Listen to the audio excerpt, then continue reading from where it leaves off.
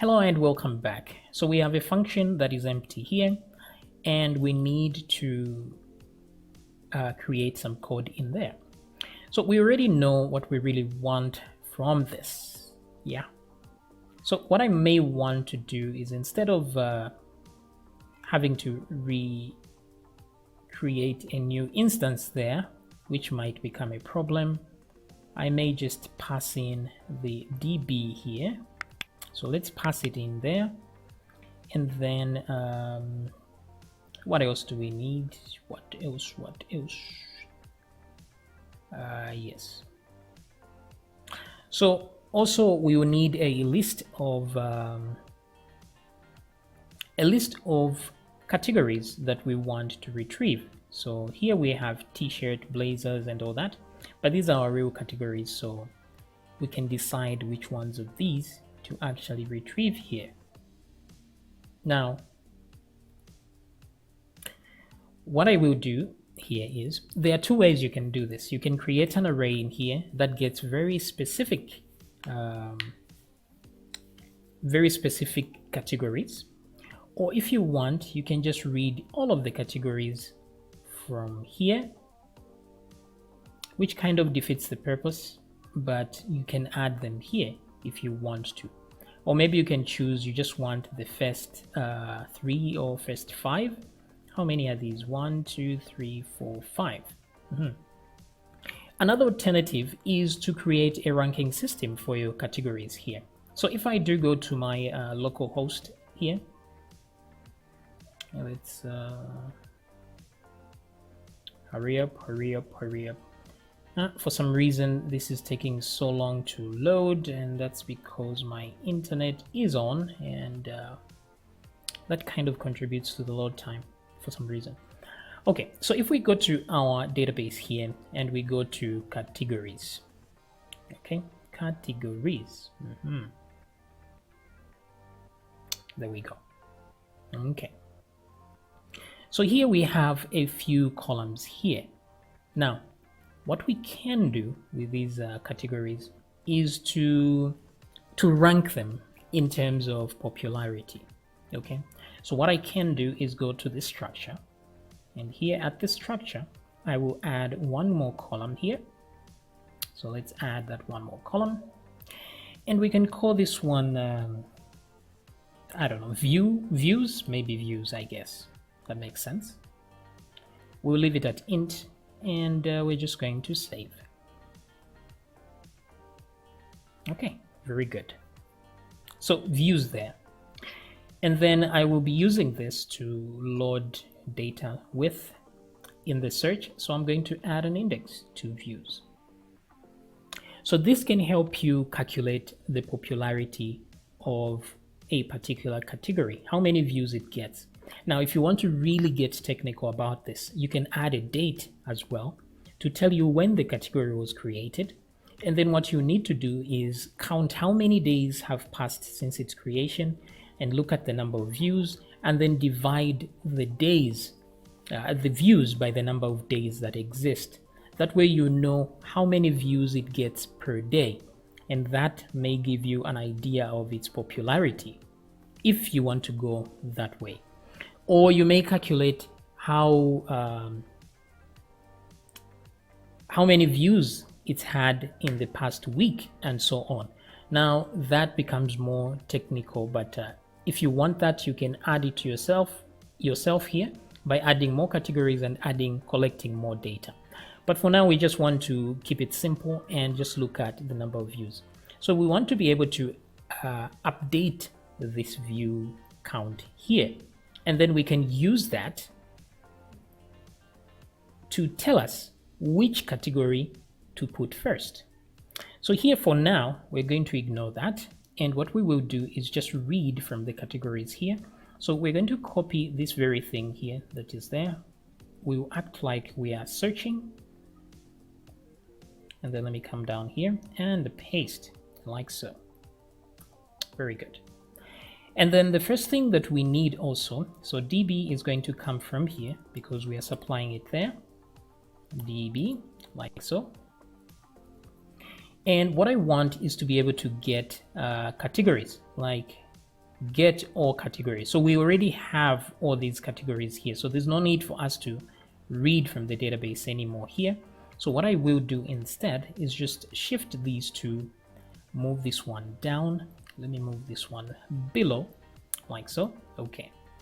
So at least by the time we're here, we already have data categories over here. So I'm going to put that there as well. So we have all the categories that exist, and we have DB. Now here what I want is, let's say, categories, like that. So I can use the same variable names because this is just a function. They will be discarded after being used in the function. So for the categories, I just want the first 5 items from this array, right? So what I will do is I'll call them 5 categories, be equal to. So in fact, let me just do this. Let me just do a I like shorter variable names. I'll just say my cats, like that, my categories. So what I want to do instead, my cats is equal to empty array, like so. And then I want to do a for each loop. Oops, what's going on here? Okay, for each loop, categories, like so. As I shouldn't really care about the key here, I'll just say cat, like so. And then what I want to do is, oh, actually I forgot about that. So my cats,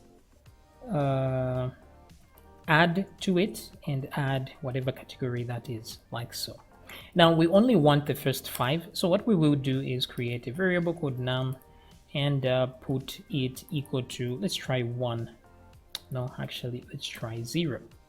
So here what I will do is just say num plus plus, just add to it. And then we're going to ask the question, if num is greater than 5, then we're going to return. Nope, not return, sorry. We're going to continue. Actually, no, we're going to break. Okay, something like this. So continue, what continue does is it continues the loop, but then it doesn't continue down here. It just goes back to the loop.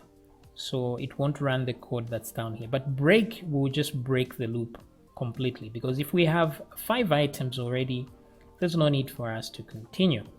Okay, so at this point now, let me check it out before we even go any further. Wait. Okay, my cats. Okay, no, I think that's okay. So now what I want to do is to loop through my cats here. So I'm going to say for each. Now it's very possible that my cat is not, oh, it's already an array. So let's just do for each here, I guess. For each my cats, okay, as a category, like so. Alrighty then. So while we loop through these guys, I want us to create to run queries here. So I'll say results, like so, is equal to an empty array, like so. Okay, so here I will get this, put it in there,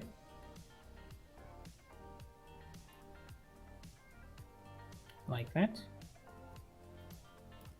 Okay, so why we're going through all this trouble is because I want us to be able to get only the most popular categories, right? After this, so we're going to shift this and make it a popularity contest. So whichever is more popular, then we can use that to solve our problems. So here array description is equal to Now we go through each category here and use that. So let me copy. We are not looking for a description here. We are looking for the category name. So let's go to our products back here just to see what we can utilize here. So back to products, and where is the category? Okay, so category is equal to 1. Yes, so that's category 1. Okay, good. So now what we do is we add the ID here. That's a category ID is going to be equal to cat ID, like so. So what we do now is we run this query. So rows is equal to db read select all from categories where, no, actually from products, sorry. Select all from products where the category is equal to whatever ID we've given here. So I will delete that like so and put the array over there. So let's put that inside the array because that's what we've given there with ID. Okay, great. Now that if we do get a result here, once we get a result,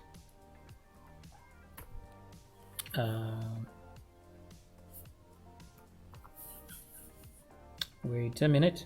So if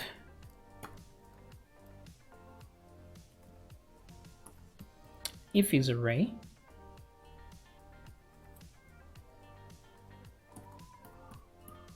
if is array rows, so it means we did get a result, then we add to the results array here. So copy that and put it here.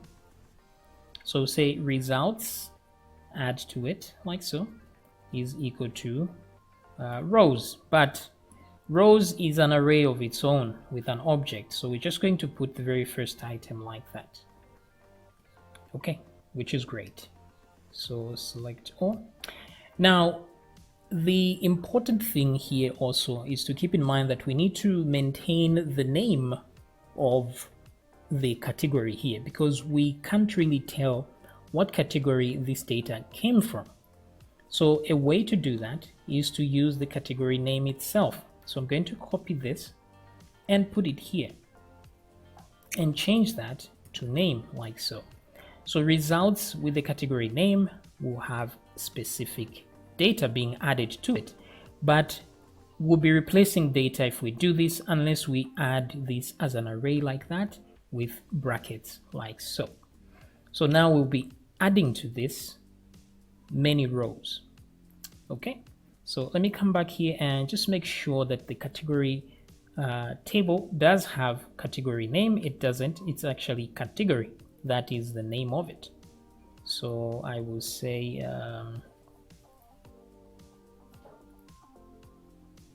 where is this? Category.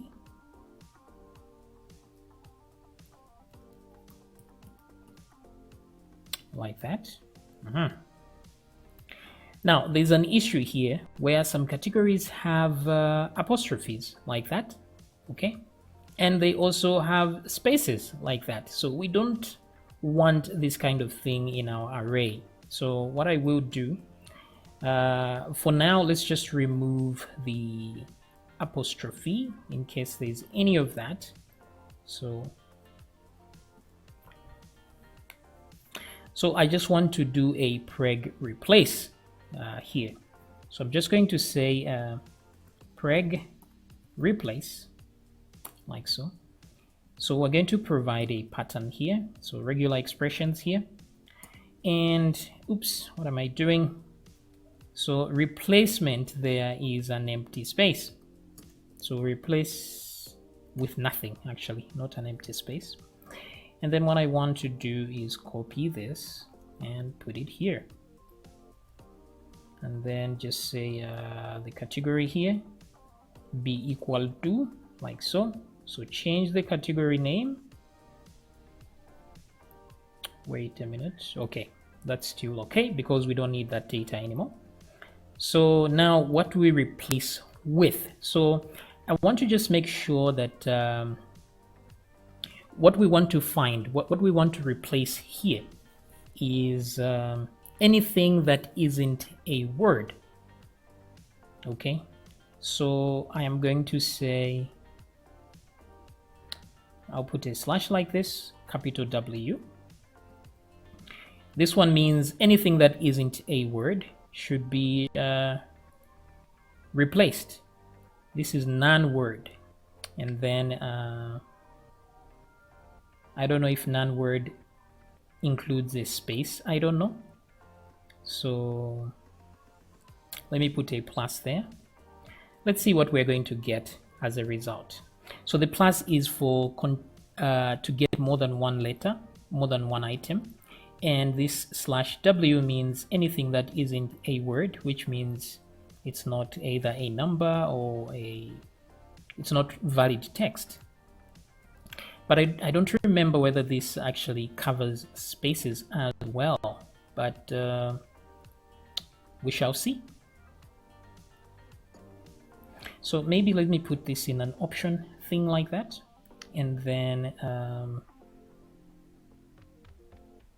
let's see, not a word. No, I think without that it works just fine. We're going to see what the result we get, and if it's not, then we're going to adjust that. Okay, so let me keep that there. So results category here, which we are assuming is now cleaner, we can add to this and add those rows there. And then once we are done with all this, we're going to return some results. Okay. Now, what we could do here is, as you can see here, there's a repeat of this loop. So there's a for each loop, which gets a very specific number of categories. And then there's another for each loop here, which we are repeating. The only problem with our system here, but before I go to problems, let me just say here, return results before I forget, like so. Okay, great. So the only problem is, let's say for a second we get the first 5 categories, and then it turns out that here none of the 5 categories actually have items in them. Maybe they've run out of stock or something. Then we're going to get a whole empty result set. Meanwhile, the remaining categories may have had something in there. So this doesn't make for a very good system. So what we will do instead is remove this whole area down here and join the two, like so. So now it's just one loop here. And then what I want to do now is I will only add to the number here if we do actually get some results here. That's when I'll add to the number. So what I will do is come down here and cut this and put it here. Okay. There we go. So at this point, I'm adding to the number only if we find results. That way we make sure that we have at least 5 results. If we don't, then we just keep looping until we go through all the categories like that. Okay, so this is good. Now we're not sorting the categories in any way for now, but let's see if we do get any results from this. So what I want to do is get this data, segment data here, and try to query it in the view. So I'm going to go to the index.php. This is the page right here. Okay, so we're going to be putting these items right above this section here. So let me, for now, I just want to echo out what we have. So here I'm going to just say PHP and just say show paste segment data and close that. but put a variable there. Okay.